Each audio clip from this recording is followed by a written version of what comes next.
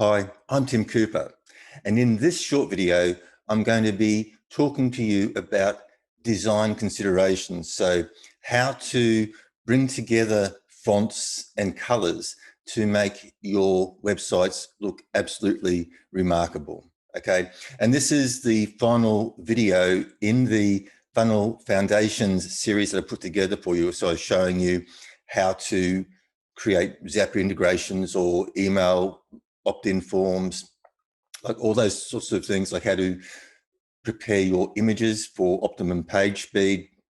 So all these were fundamentals that apply to any type of funnel build, regardless of what sort of funnel that you're building. And so today we're going to talk about sort of bringing it all together and what to consider when it comes to the fonts you use, the colors you choose, and that sort of stuff. Because if you choose the wrong colors, it can be quite an eyesore. It can be quite garish.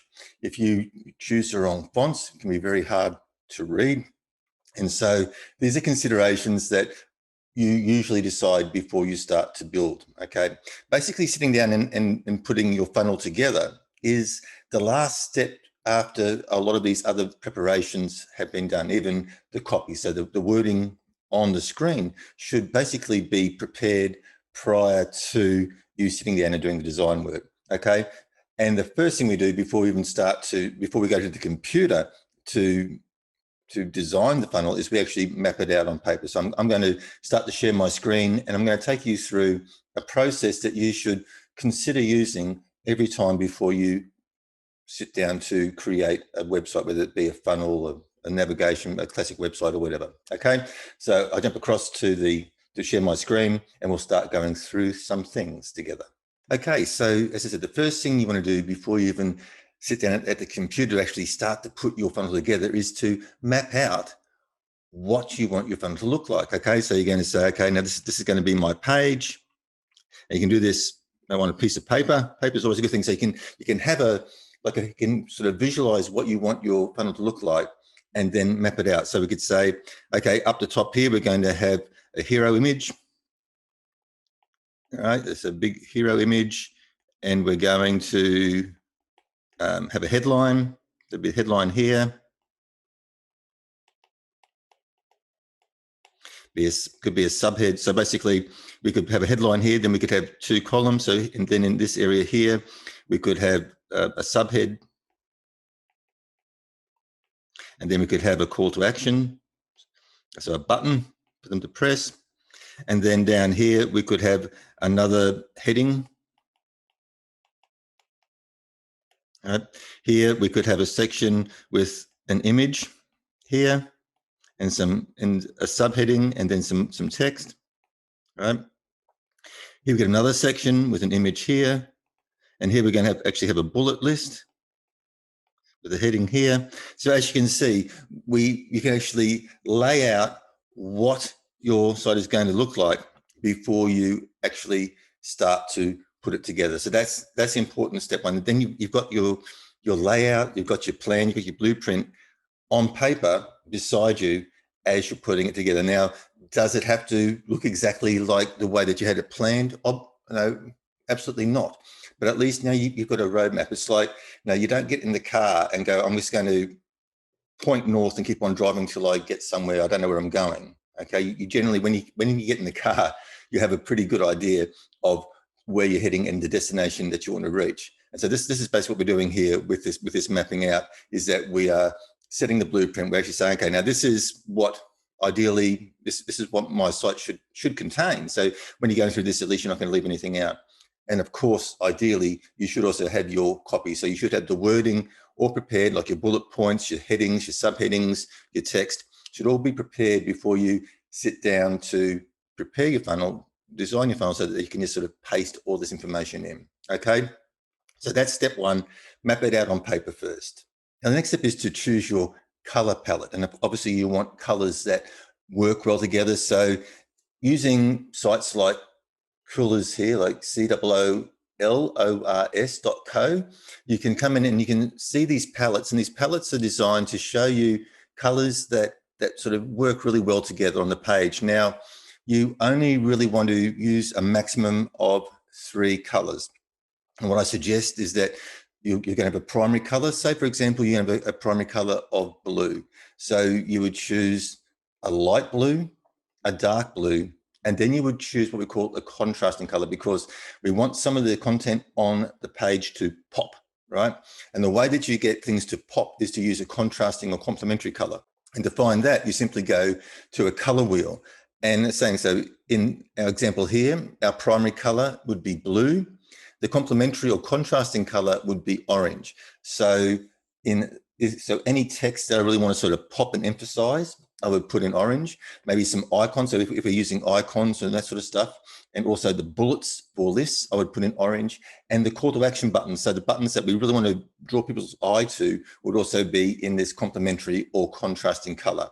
And that's the way that you're going to make a beautifully blended website where the colors, they all belong. Okay, often sometimes you see websites and just all these colors are just thrown in there, and it really looks it's very hard on the eyes. It's very stark. So you want to use nice colors that also complement each other. So number one, use a palette system and pick up some palettes. So as an example, I'll show you one of my sites. So this is a site we put together for a summit, and you can see that the logo is primarily blue. So we've now themed this site on blue. So we've got a light blue, and here is our contrasting color. So we've got orange, because once again, as we know that orange is the complementary or contrasting color to blue. And then as we come down, you see I've got a dark blue as well. So I've got those two colors happening. This background color is off-white, but it's still like a neutral color. Okay, so it's just in this situation, a pure white would have been too stark. So we just put a cream color in there just to tone the whole thing down, to make the whole thing look really sort of calm and peaceful. And you can see, once again, we're using the orange color here, the contrasting color, to make things stand out. All right, once again, now if I want things to pop, I'm using that contrasting color to make things pop out on the screen. But as you can see, going through the whole thing, it's only really three colors: light blue, dark blue, and orange as the contrasting color. Now, when it comes to the text, obviously you want dark text on light backgrounds and light text on dark backgrounds. Okay, so that's very easy. Obviously, make sure that the text is large enough to read. Okay, so that's choosing your colors. Once again, maximum 3 colors. Here's another example for you. Now here, we've got, this one's basically based on 2 colors, because the logo that we're working with here is 1 color. So we're using the color of the logo as a background, and also the color of the logo as the contrast color for the call to action. And then as we come down, as you can see, the whole thing is basically red and white, because that's the branding color for this brand. Okay, so as you can see, when you just stick to minimum colors and make sure that those colors all complement each other, you have a really nice looking website. Okay, so using the red for the bullets and that sort of stuff. Okay, so that's how you choose your colors. And the next thing to do is your fonts. Now, ideally, you only use the maximum of 2 fonts. Now, you may want to have like something very sort of, you might even have something fancy for headline fonts, and then something very easy to read for the main text on your screen. Okay. Personally, I wouldn't like to use anything that is overly scripty or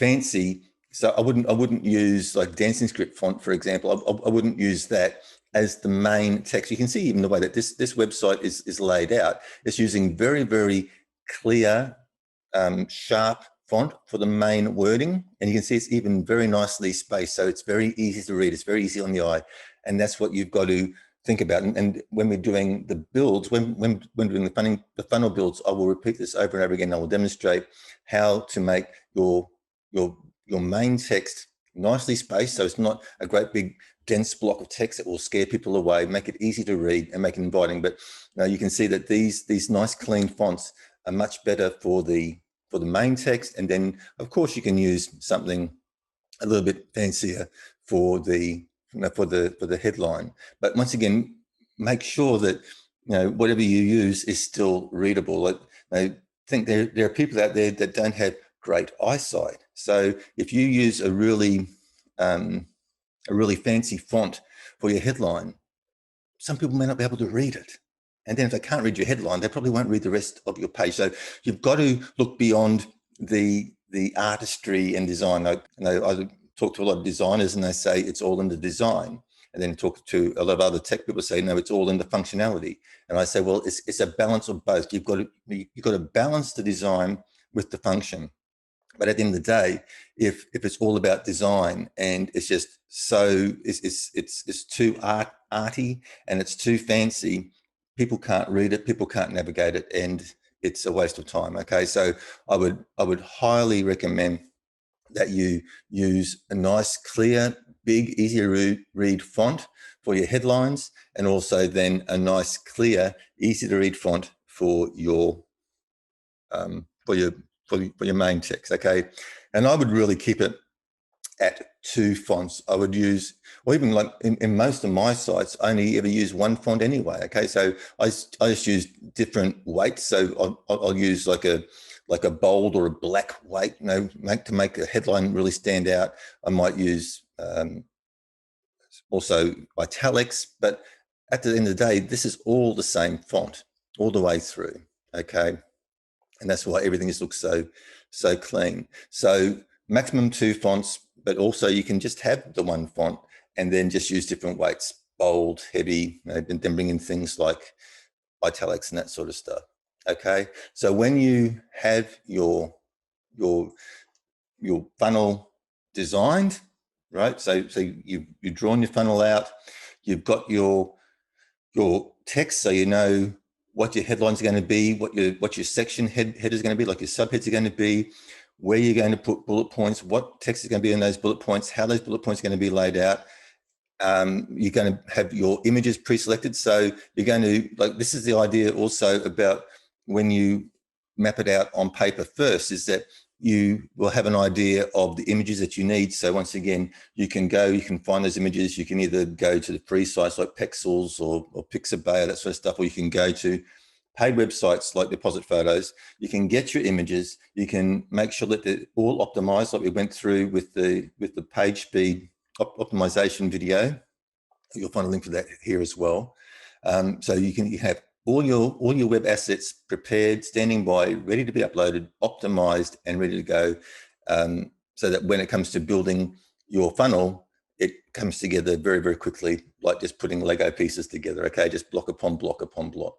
Okay, that's the way to build your sites very quickly. But once again, to have a nice looking site is all about making sure that you've got your colors and that sort of stuff prepared first. And of course, if you've got a logo, then you've got to work your logo, your color scheme in with your logo. For example, if I used a green color scheme with this blue logo, it would look absolutely horrible.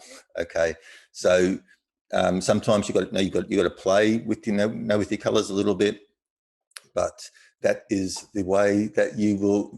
These are the design considerations. So map it out, choose your colors, choose your fonts. No more than 3 colors, no more than 2 fonts.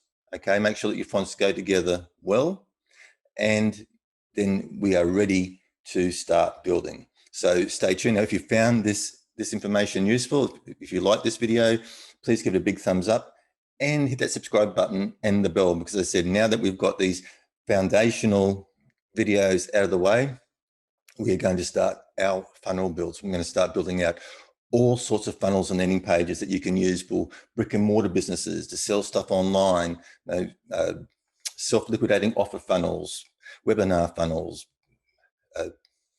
like so many funnels, summit funnels. Like I'm a summit, so I've built that many. This is a summit funnel. Okay, so all sorts of different funnels. There's so many. I wouldn't say there's hundreds, but there are many types of funnels that we can build. And of course, I'm going to be using this amazing free software called groovepages, which the free version allows you to build up to 3 fully functional websites with custom domains. Absolutely crazy. I mean, it's such a generous offer by the team over at Groove Digital. The point is that you've even got an email autoresponder. You can have up to 500 contacts in your email autoresponder. I mean, it's great. It's a great starting platform, and then as you build and grow and you start to generate income, then you can look at upgrading if you so wish. Okay, so that's it for the day. When we come back for the next video, we're actually going to start our funnel builds, and we will start with the self-liquidating offer funnel. Okay, guys, any questions, please reach out. I'd love to hear from you, so you know where the comment section is, and I will see you in the next video.